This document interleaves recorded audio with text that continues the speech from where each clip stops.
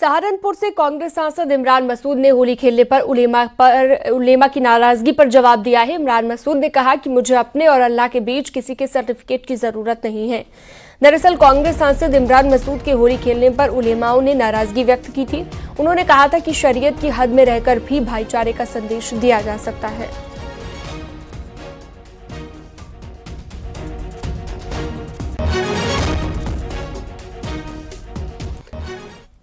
नाराजगी निकालनी हो निकाल ले, और जहां तक जो बोल रहे हैं वो कह रहे हैं ला इलाहा इल्लल्लाह मुहम्मदुर रसूलुल्लाह। इसके बाद किसी चीज की ना जरूरत है, ना बताने की जरूरत है, ना कहने की जरूरत है। मेरे और अल्लाह के बीच में मुझे किसी के सर्टिफिकेट की भी जरूरत नहीं है। ये तो अल्लाह का काम है और हम सियासत कर रहे हैं, तो सियासत के अंदर सियासी तरीके से जो फैसले होंगे मुझे करने हैं। जो जिसका काम है वो उसी को अच्छा लगता है, जो काम करता है वो उसका है। मैं सियासत कर रहा हूं, मैं सियासत की बात करूंगा। जिसका जो काम है वो उस तरह से करे।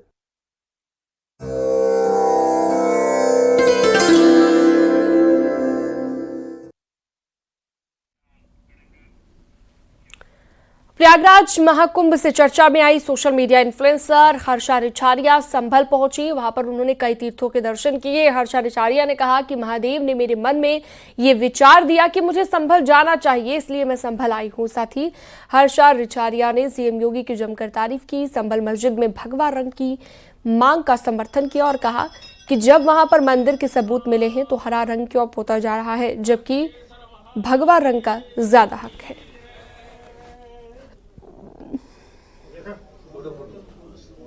महाकुंभ से चर्चा में आई हर्षा रिछारिया इस वक्त हमारे साथ है, जो संभल पहुंची है। संभल क्यों पहुंची, किस लिए पहुंची, क्या कोई खास आयोजन, इस पूरे मामले पर बताएं हमें।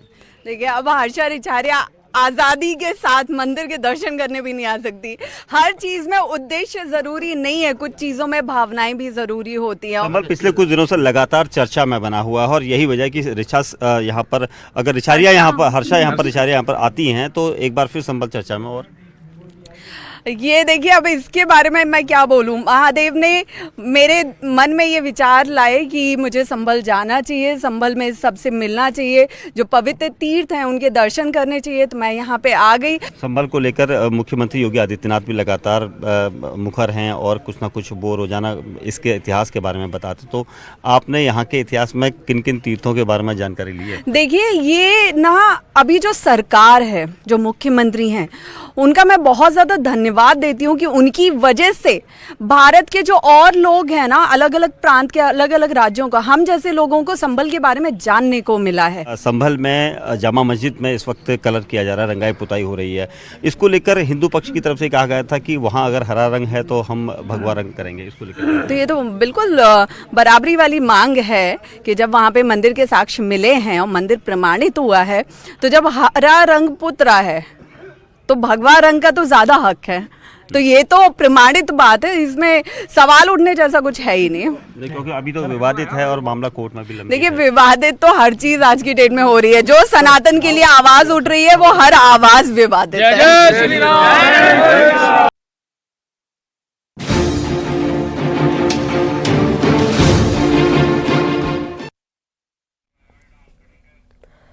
प्रदेश में आज से गेहूं की खरीद शुरू होगी। 6,500 क्रय केंद्रों पर 15 जून तक ये खरीद चलेगी। 2,425 रुपए प्रति क्विंटल समर्थन मूल्य घोषित किया गया है।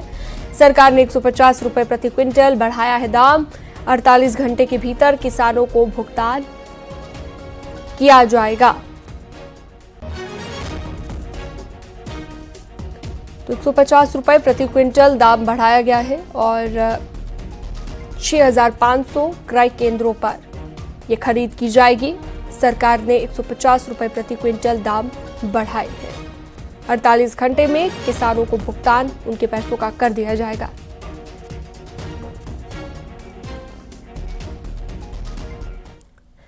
वक्फ संशोधन बिल के खिलाफ आज दिल्ली के जंतर मंतर पर प्रदर्शन किया जाएगा। कल all India Muslim personal law board की बैठक में रणनीति तैयार की गई। एआईएमआईएम के दिल्ली प्रदेश अध्यक्ष शोएब जमई भी बैठक में शामिल हुए।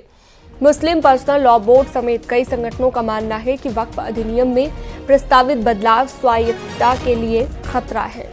वक्फ बिल बोर्ड की वित्तीय और प्रशासनिक स्वतंत्रता पर असर डालेगा, इसलिए पूरे देश में विरोध किया जा रहा है।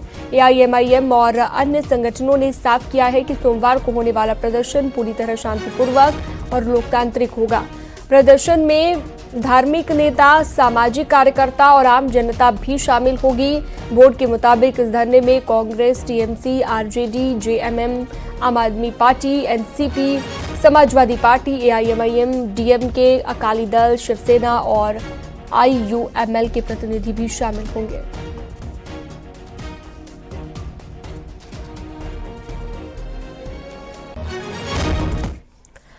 आचार्य प्रमोद कृष्णम ने कहा है कि अगर कांग्रेस को अपनी खोई हुई ताकत और प्रासंगिकता को वापस लाना है, वापस हासिल करना है, तो साल 2027 से पहले उसे एक नए स्वरूप में ढलना होगा।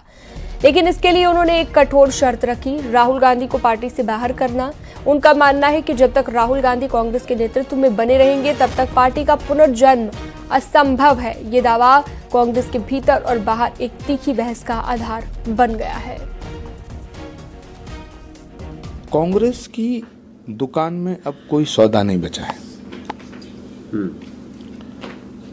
कोई भी दुकान दो तरह से बंद होती है, या तो उसमें सौदा खत्म हो जाए, या उसके पास जो सौदा है उसके ग्राहक खत्म हो जाए।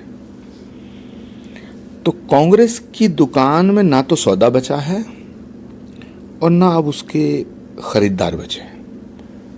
मुझे लगता है 2027 से पहले कांग्रेस एक नए स्वरूप में आएगी।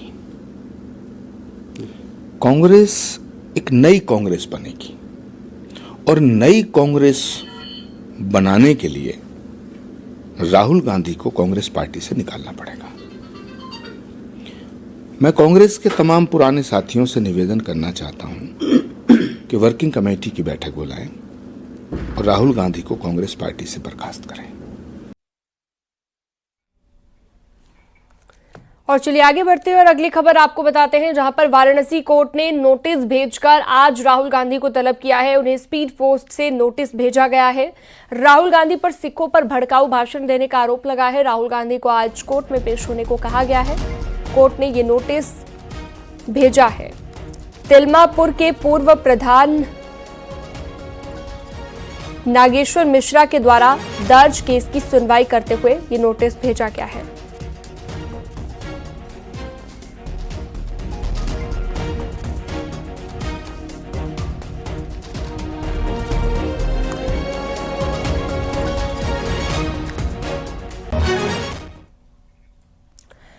केदारनाथ में मुस्लिमों की एंट्री बैन करने की मांग उठी है। केदारनाथ से बीजेपी विधायक आशा नौटियाल ने ये मांग उठाई है। आशा नौटियाल ने कहा है कि पिछले दिनों चारधाम यात्रा को लेकर हुई बैठक में स्थानीय लोगों ने कहा कि कुछ लोग धाम की छवि को धूमिल करने की कोशिश कर रहे हैं। इसी से जुड़ी एक रिपोर्ट देखिए।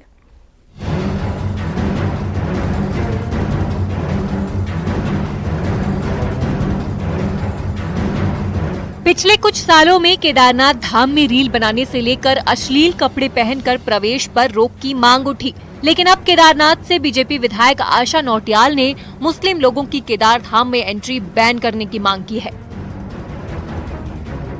आशा नौटियाल ने कहा कि पिछले दिनों हुई केदार यात्रा को लेकर बैठक में क्षेत्रीय लोगों ने शिकायत की थी कि गैर हिंदू लोग मांस और शराब को धाम में पहुंचा रहे हैं, जिसकी वजह से धाम की छवि खराब हो रही है। ऐसे में गैर हिंदुओं की एंट्री सीधे तौर पर रोकना जरूरी है। कुछ स्थानीय लोगों ने ही ये बात भी उठाई कि वहाँ पे कुछ गैर हिंदू आकर के कुछ ऐसी हरकतें करते हैं जिससे हमारा धाम बदनाम होता है। तो जरूर मैंने ये बात उठाई है कि इस तरह की हरकतें जो भी कर रहा है उस पर प्रतिबंध लगना चाहिए। हमारे केदारनाथ धाम को किसी तरह से भी कोई भी यदि इस तरह से बदनाम कर रहा है तो उसको वहाँ पर प्रतिबंधित होना चाहिए।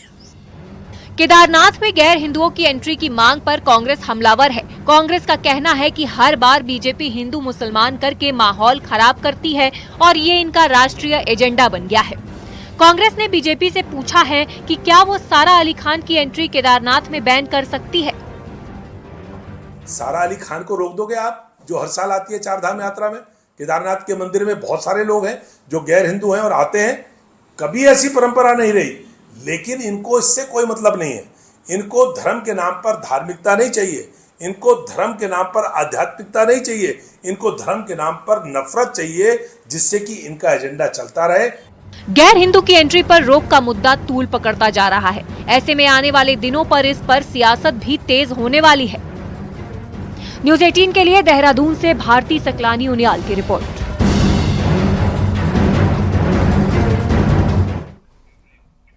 खबरों का सिलसिला जारी रहेगा, वक्त छोटे से ब्रेक का।